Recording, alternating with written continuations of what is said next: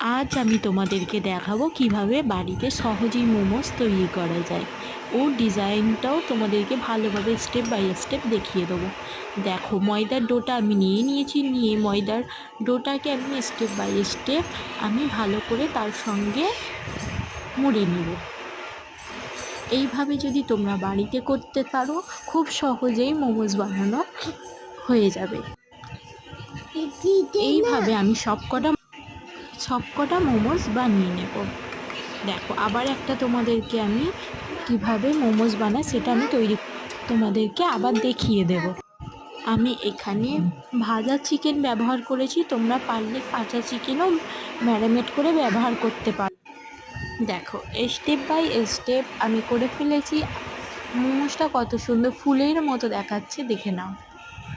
ভালো লাগলে like, comment, subscribe অবশ্যই করে দেবেন।